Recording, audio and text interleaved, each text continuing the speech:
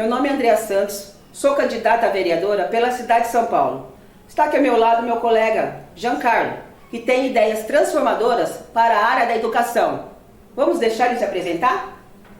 Um prazer, meu nome é Giancarlo, sou estudante de licenciatura em música, estou no 5º semestre. Tenho grandes ideias para a área da educação, como foi dito. Eu pretendo usar a arte junto com os estudos convencionais de educação, ensinar história através da música. Você usar a música, o teatro, para que a criança entenda de uma forma mais lúdica e divertida como que funciona a história do Brasil. E também a parte de matéria de geografia, através da música. Com isso, temos o intuito de fazer com que a educação seja vista de uma forma diferente, não dos modos convencionais que têm nos trazido os péssimos rankings de educação ultimamente. Então, com essa nova proposta, nós temos grandes ideias para novos horizontes. Jean, me diga uma coisa, você quer trazer isso só para uma determinada matéria? É que essa ideia, ela é um projeto piloto que eu penso em vamos fazer com que funcione com história e geografia. Por que eu penso primeiro com história e geografia? Porque na escola, as crianças, normalmente leem o texto, mas não entendem. Então, a ideia que eu penso é que use o teatro e a música para que ela entenda de um modo lúdico como funciona a história, o que aconteceu lá e o que acontece hoje. E vamos destacar, né, Jean? Você é deficiente visual, né? Sim. Não perceberam? Essa forma como você quer usar para deficiente visual ou no geral? Como é a sua ideia? Bom, se nós formos pensar pelo ponto de vista inclusivo, eu penso que será para todos, tanto quem tem deficiência como quem não tem. Mas a classe mista mesmo? Sim, mista. Crianças com deficiência e crianças sem deficiência nenhuma. Certo, entendi. Aí você quer fazer isso em forma de canto mesmo? Nós podemos usar o canto, nós podemos usar o teatro. Eu acho que o que eu penso é juntar os dois. Você pode usar o canto e pode usar o teatro juntos, porque a criança ela vai, de um modo lúdico, ela vai ler, terá que entender a peça e sem que ela perceba, ela estará aprendendo história. Isso é muito bom, é verdade. E qual é a faixa etária que você pretende usar esse trabalho? Eu penso em usar do 5º ao 1º ano do ensino médio. Porque a partir do 5º ano a criança já lê, já tem uma leitura, vamos dizer assim, uma leitura razoável, ela já consegue ler com mais segurança o texto e consegue ter uma interpretação que ela consiga entender o que ela está lendo. Mas a ideia, eu não pretendo focar assim, apenas no texto puro, que nem como acontece no meio da educação convencional. Certo, entendi. Você havia me dito também que quer levar, além da geografia e a história, você também quer partir num segundo momento para a matemática. Sim, a matemática vai ser uma tentativa que vamos fazer um teste, né? Eu quero primeiro testar no humanas, depois eu vou pensar numa outra forma de ensinar a matemática através da música. Eu sei que tem músicas com fórmulas, mas a minha ideia é inovação. Pegar e fazer diferente de tudo que eu já vi. E essa ideia, ela surgiu como em você? Qual foi a necessidade que você viu que encaixou isso na sua vida? Estudando algumas matérias da faculdade, eu percebi que nos tempos antigos não existia muito, não era focado muito o texto. Então a forma que o aluno tinha para ele apresentar aquilo que ele entendeu era através da arte.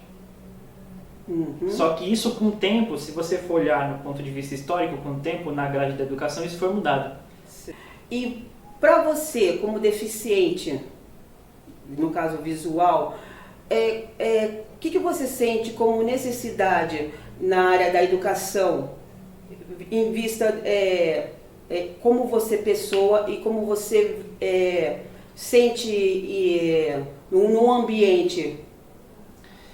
Bom, nós como pessoas com deficiência, tanto no geral, quanto né? visual como outras deficiências que nós temos, nós sentimos que as pessoas elas têm medo. É normal você ter medo do desconhecido. Sim, É normal. Então eu percebo que de um modo bem lento as pessoas estão procurando nos entender. Do modo errado, mas estão procurando a nos entender.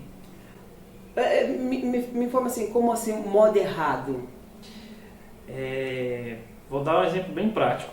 Quando as pessoas vão me orientar para atravessar uma via de mão dupla, o certo é você perguntar, você se aproxima a pessoa com deficiência visual e pergunta para ela se ela quer ajuda, para que ela não seja pega desprevenida. Normalmente as pessoas chegam com tudo, de supetão.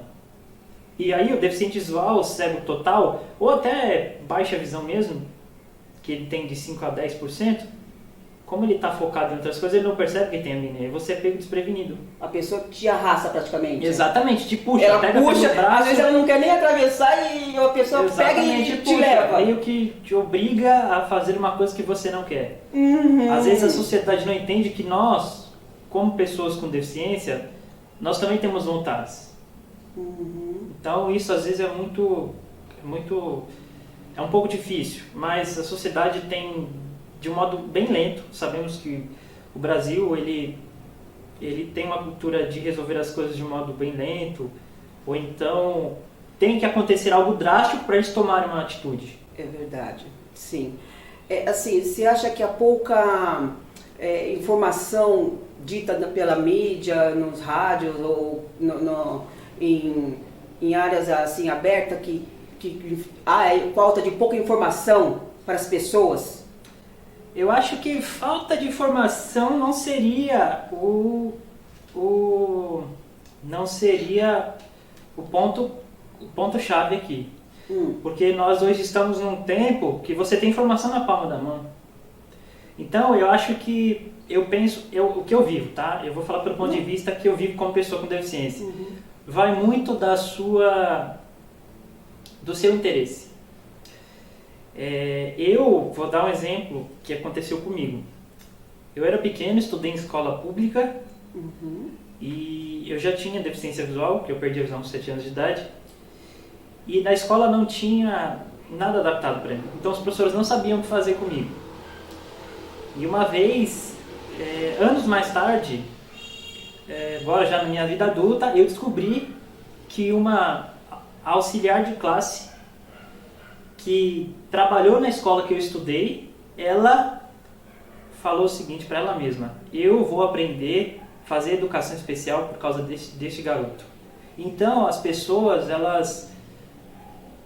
elas têm um pouco de receio, ou às vezes pode ser falta de interesse ou receio, são diversas vertentes que nós podemos abordar aqui.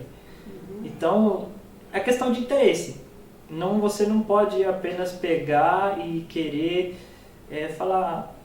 jogar, vamos usar um termo bem clássico, jogar a bola para outro time. Você tem que tomar a bola para si. Exatamente. E isso normalmente é isso que acontece na educação hoje. Exatamente. Em questão de ponto de vista família e escola. Família e escola. Isso acontece tanto para crianças que possuem deficiência quanto para aquelas que não. Assim, eu digo assim no sentido assim, por exemplo, a escola que não tem uma rampa para cadeirante. Você acha que é problema então do Estado, né? Ou o problema da escola que não quis fazer aquela adaptação? Isso eu posso dizer que ele é um pouco relativo, porque vai depender do perfil da coordenação da escola, né? do perfil da coordenação, vai depender do corpo docente que dirige aquele colégio, vai depender do governo. Então são várias vertentes que nós temos aí. Pode ser que seja a escola. Eu já vi relatos de que o diretor não admitiu uma criança com deficiência, falou, a gente não admite crianças com deficiência aqui, aí a mãe passou por um transtorno danado e teve que tirar a criança da escola. Isso aconteceu no interior do Rio de Janeiro.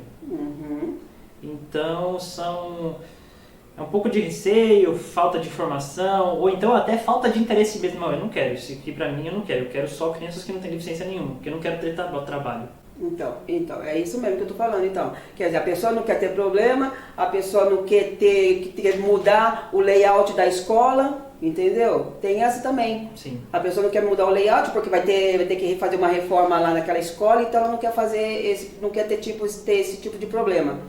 Sim, que ela pode coloca na ponta do lápis e fala, não, essa verba que seria para a parte de acessibilidade a gente pode destinar para outra coisa. E vai empurrando com a barriga. Exatamente. Muitas faculdades fazem isso em diversos aspectos. Aspecto arquitetônico, aspecto tecnológico. Ok. Jean, qual o desafio para a implantação do projeto nas escolas públicas? Bom,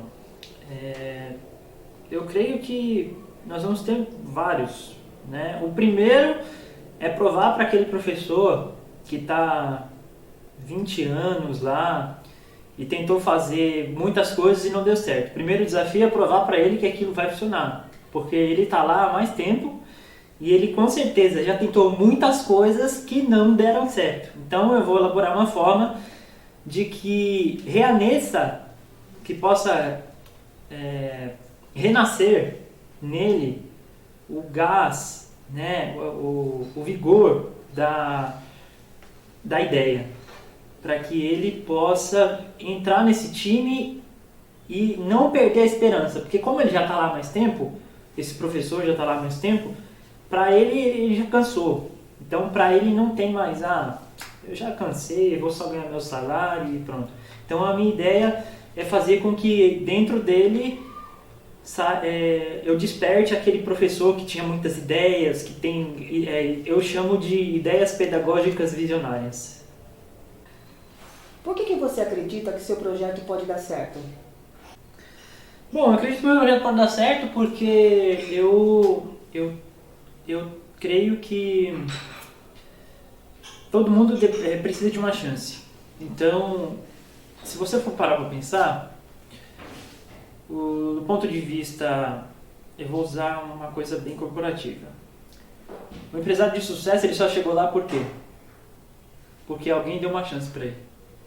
Então, o que nós vamos fazer com esses jovens, com essas crianças? Nós vamos dar uma chance para elas, para que elas possam explorar dentro delas aquilo que está escondido. A arte que está ali dentro, nós vamos explorar aquilo. Fazer com que ela, de acordo com a realidade que ela vive, eu não vou dar nada fora do contexto que ela vive, para que ela possa tirar de dentro dela o ser humano artístico. Todo mundo tem, só que alguns são estimulados mais e outros nem são estimulados. Então, eu creio que uma criança que estuda numa escola com menos recurso, eu vou usar garrafa PET, eu vou usar aquelas latas de leite, eu vou usar, o que mais que eu vou usar? Garrafa de vidro para fazer um garrafafone, que inclusive foi um trabalho que eu fiz na faculdade. Uma escola que tem mais recurso, eu posso usar instrumentos mesmo, eu posso usar guitarra, posso usar bateria, posso usar baixo, posso usar aula de canto convencional. Escolas que não tem tanto recurso, eu posso usar também o fantoche. A criança pode fazer um fantoche com meia. Que legal.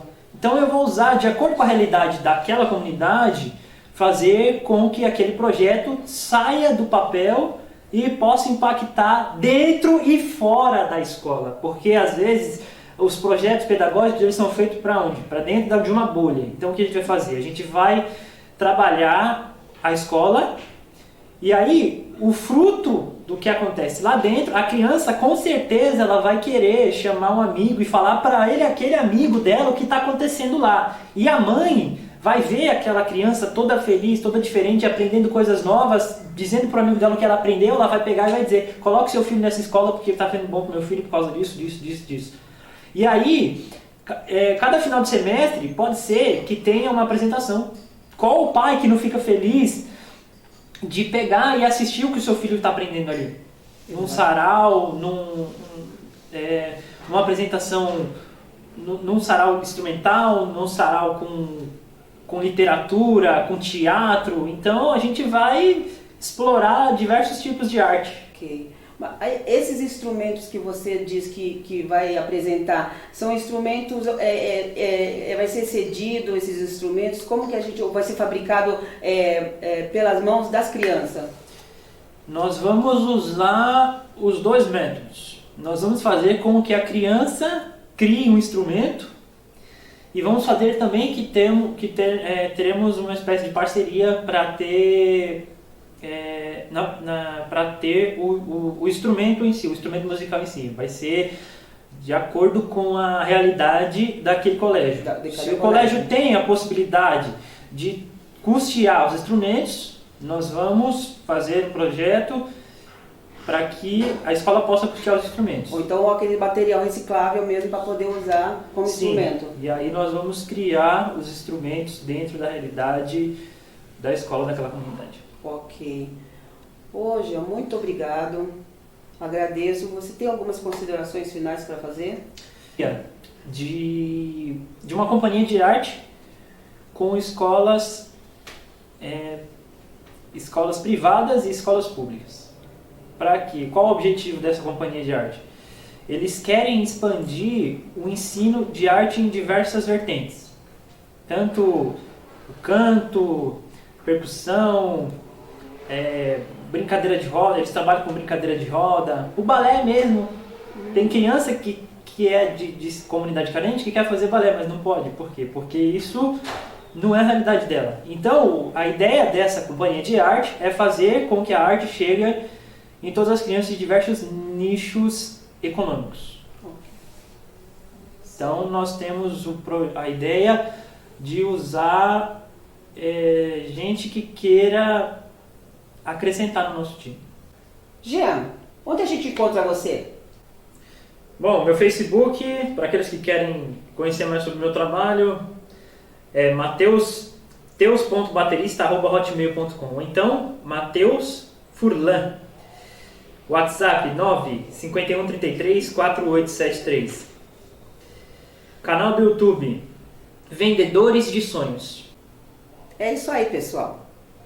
Ficamos por aqui hoje. Andréia Santos, educar para transformar. Vamos junto?